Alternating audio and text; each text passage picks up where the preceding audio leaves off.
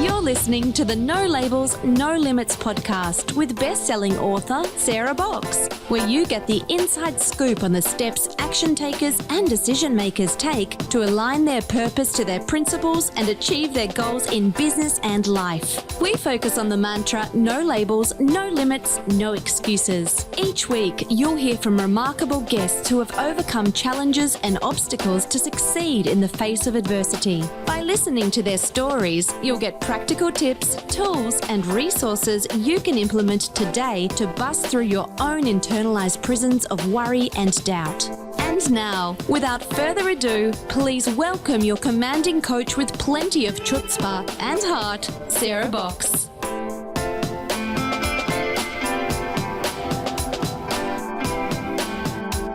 Hi there, this is Sarah, your host of the No Labels, No Limits podcast. And this week we are coming back to 2019, where we're revisiting the one-year birthday with the wisdom and insights from a former national domestic policy advisor and lifelong child advocate, a graphic, mural, and neon artist extraordinaire, an Amazon, Wall Street Journal, and USA Today best-selling author and practitioner of ancient wisdom traditions, and an expert business and personal elevate coach. So we're going to hear from Carol Rasko, former domestic policy advisor to President Clinton, educator and counselor, and a really funny, kind woman, where she shares how she and her parents created an innovative, supportive system for her son in partnership with doctors and other specialists at a time when there wasn't such a thing in place, and what was there was not widespread. David Speed is a multidisciplinary artist whose current focus is on neon painting. Now, David started out, he would say, being a respectable vandal. He's fascinated by light and shadow and creates work that plays with that drama. And in this excerpt, David is going to talk about the myth of being born with talent and how he challenged that for a successful art career. Then we're going to hear from Ann Kate Sullivan, who offers a unique blend of spiritual, psychological, creative storytelling, color awareness, nutrition, and intuition as part of a soul-centered practice for the emerging times. And in this particular excerpt from 2019 interview, Ann describes the difference between the hero and the heroine's journeys. And to round out the March 2019 celebration compilation, we have Catherine Binkley. Now, in this outtake from that episode, Catherine talks about intentionally creating the foundation for a life that lights you up every day, because that's what she's created for herself and helps her clients do. So I hope you enjoy the nuggets of wisdom and life lessons shared by our guests, all for March of 2019. And if you do, please be sure to share the episode with someone else that you know who would benefit from it. And if you want to hear the full interviews or any of these guests, click on the links in the show notes. Thanks, and we'll see you next week. Well, I think what's interesting, and you mentioned that your son was actually a teacher, continues to be a teacher for you. Why don't you share a little bit about your son? Because I think that will frame also people's ability to understand how deeply you know what the issues and concerns of families are, especially when it comes around to challenges that you and your son and family have faced. Hamp Rasko was born 45 years ago, and he came when they had predicted he would. But Hamp was born under 5 pounds, and basically we were told as his parents, we don't know if he'll make it through the first day or two. If we can have him in the situation where he makes it the first 6 weeks, the chances are very good he will survive. But we have no idea what kind of brain damage or other damage may have been done. And my parents were there at the time. My father's a pharmacist in a small town. He's used to being with families when they get that kind of news and working with them. So with that, my parents and I looked at each other and said, okay, we're going to do whatever it takes here. Unfortunately, my son's father had a very, very difficult time. And I understood that because I knew him and his family. We grew up in the same town. And even though his father was from a medical family, he had a very difficult time with it.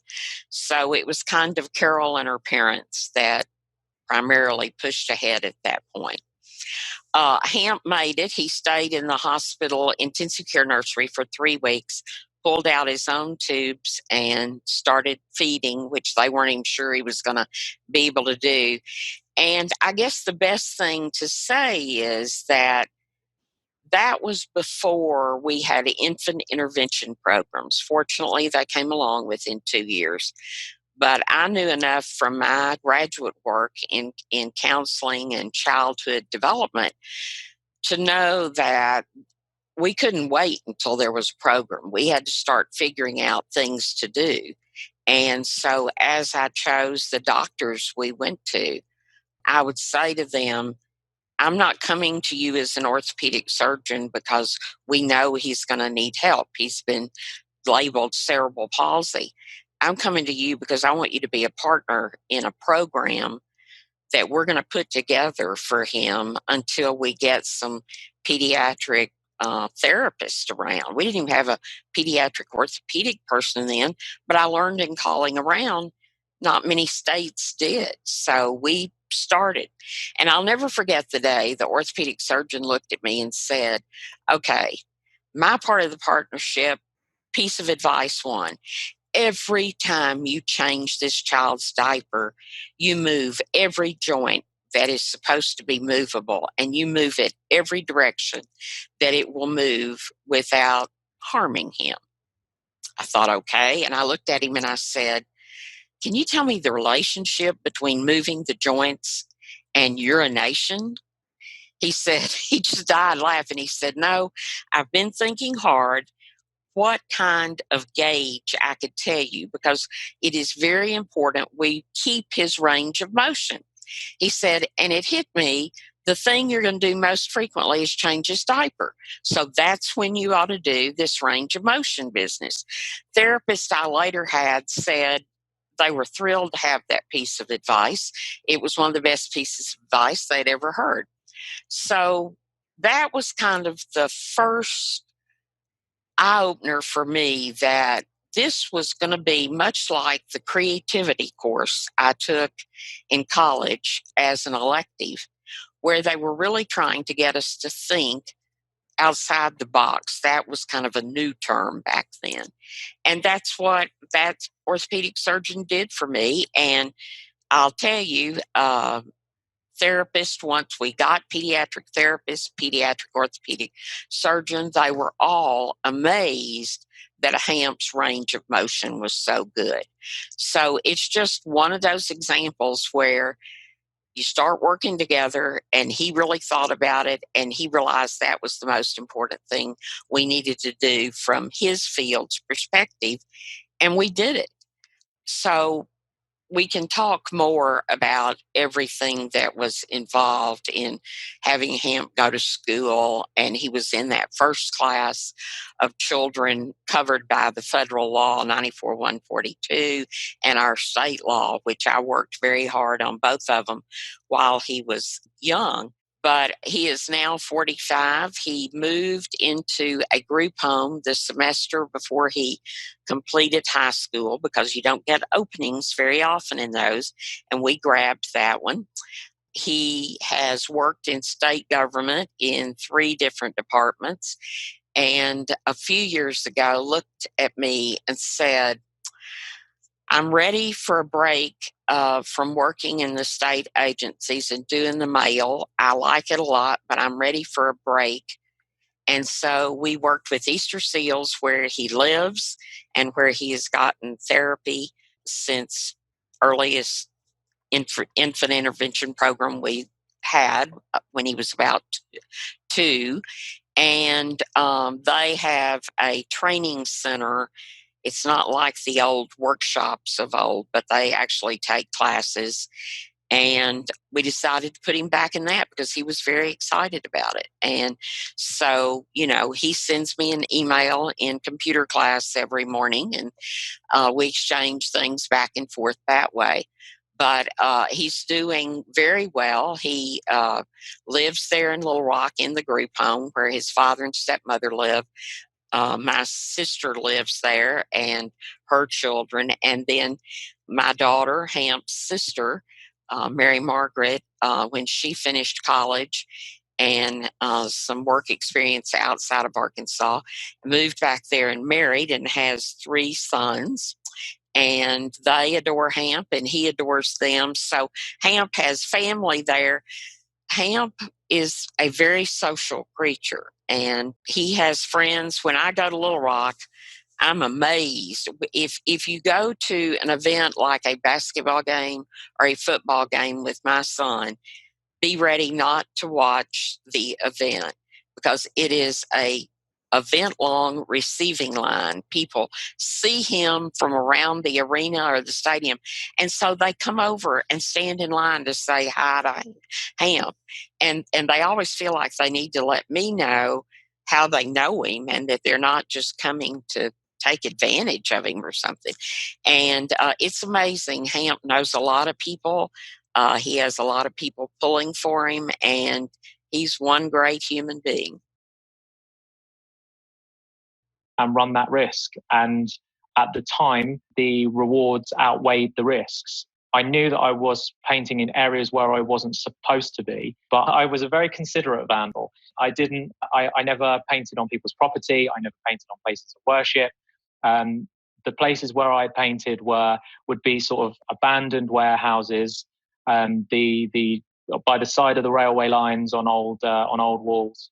And I guess it was how I found myself when I was younger. And through the artwork, as I started to progress, because I was rubbish when I started, I was terrible. I wasn't very good. And just through relentless practice and determination to master this tool of the spray can, I just put in hours and hours and hours. And as I got better, that was when I sort of started to realize that I could do more, because people were more receptive to seeing what I could do because they were looking at the strength of the artwork rather than the location in which it was placed. That makes sense. It makes sense. So you actually had to put in a lot of time to build your craft, if you will, because the work that I show that you put on your website of the art, the murals, the different pieces, it's astounding. And when I've looked, and I've seen murals around in different cities, and I just think, wow, because, you talk about your sketches, but then putting them up. And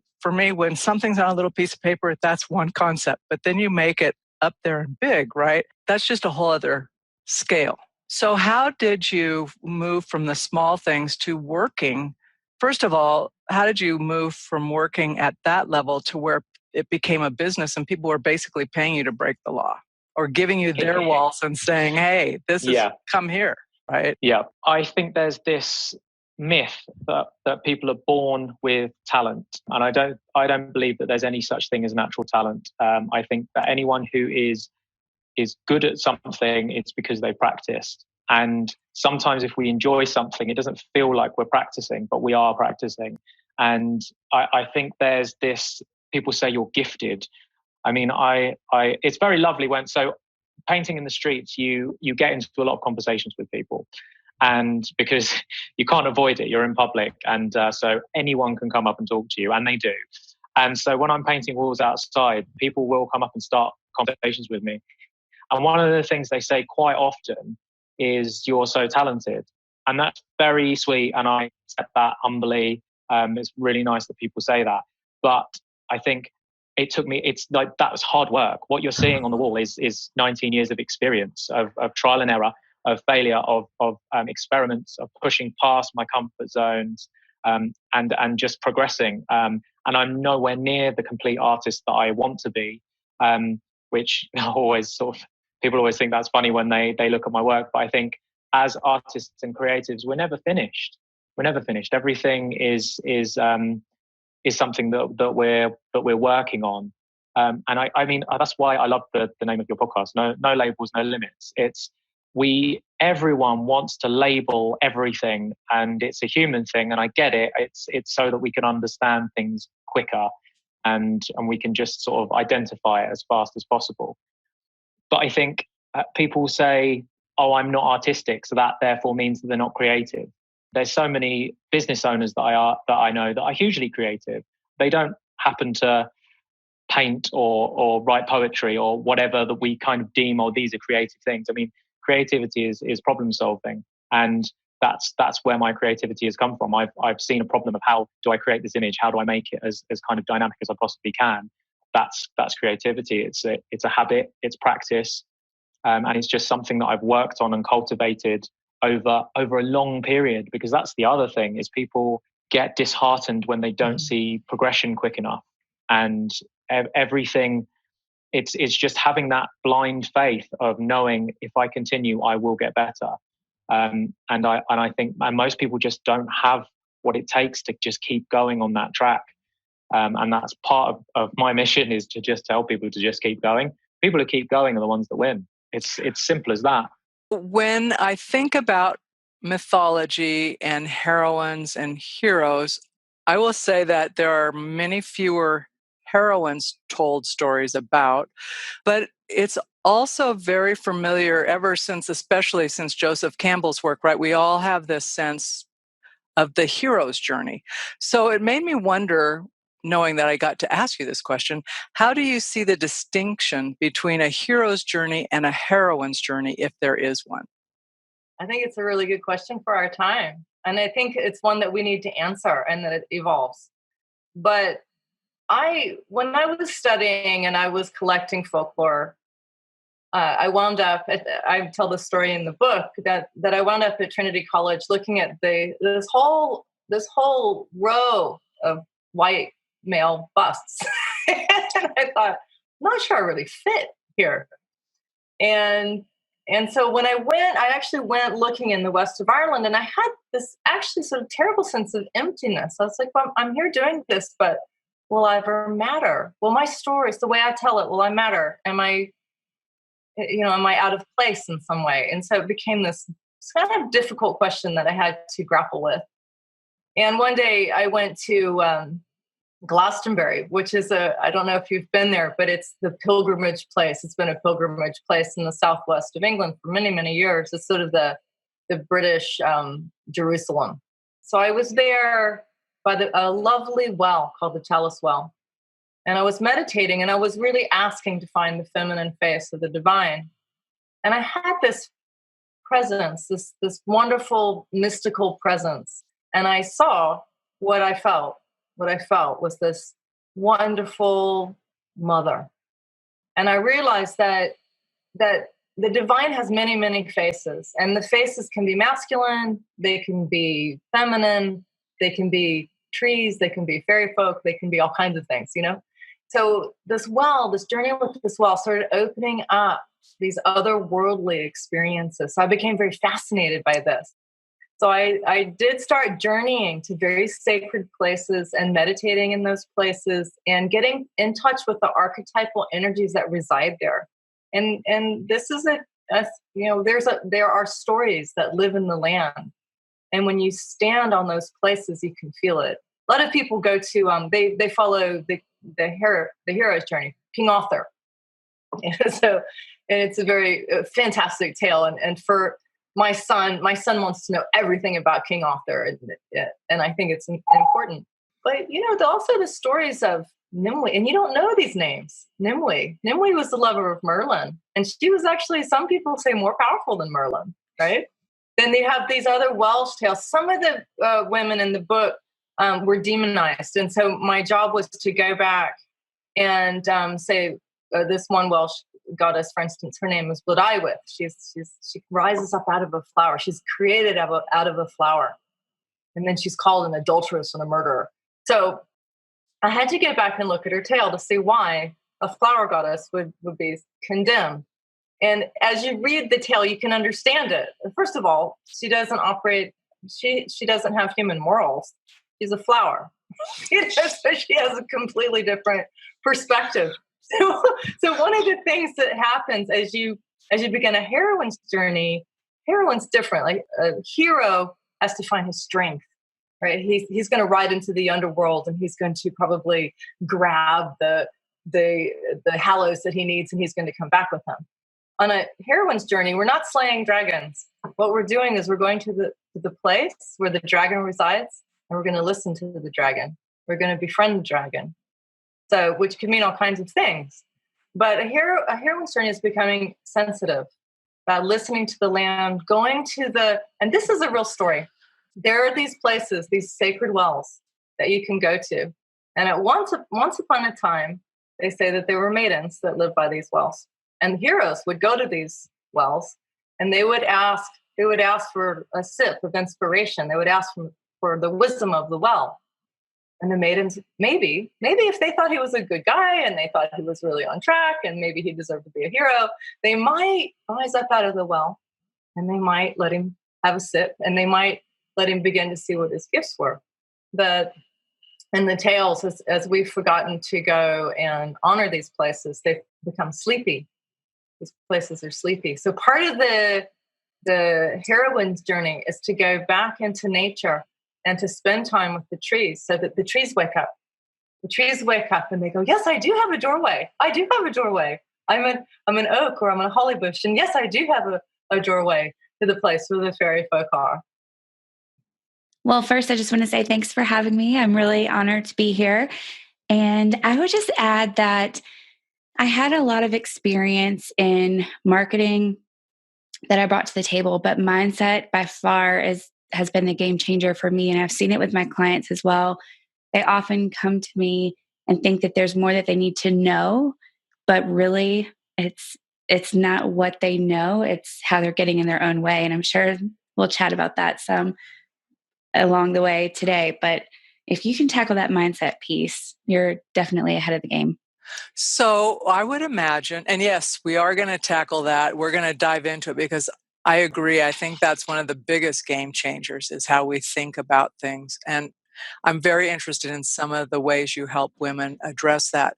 But I'm interested also in someone who has a very successful 10-year professional career making a turn, right? So what was that aha moment or series of moments for you that you just finally said, it's my time. I want to make this change and take this leap and start my own venture?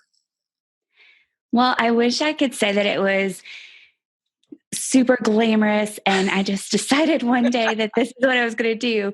But really, it was a series of events that more so I feel like was the universe just like kicking me into action.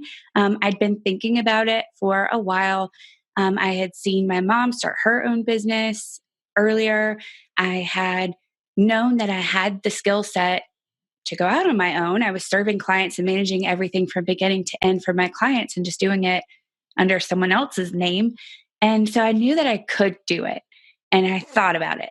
But finally, one day, my boss called me into her office and she decided to share her plans for restructuring her company with me. And I was really excited to hear the news. I love change. I love talking about growth. And so I was excited to see how she was transitioning her business. I helped market our own agency at that point, as well as handling marketing for our clients. And so I was curious how she was going to move forward. But as she unfolded her plan, she started to share with me her thoughts about my career path. And she was really excited and positioned this move as something that was going to be a big promotion and opportunity for me. Unfortunately, I did not feel that way at all. When I heard the direction she was moving in with her company, it was just so out of alignment with where I felt I wanted to go. And it felt out of alignment with my values as well.